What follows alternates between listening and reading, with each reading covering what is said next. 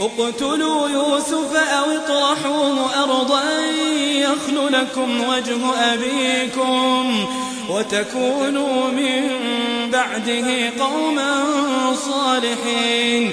قال قائل منهم لا تقتلوا يوسف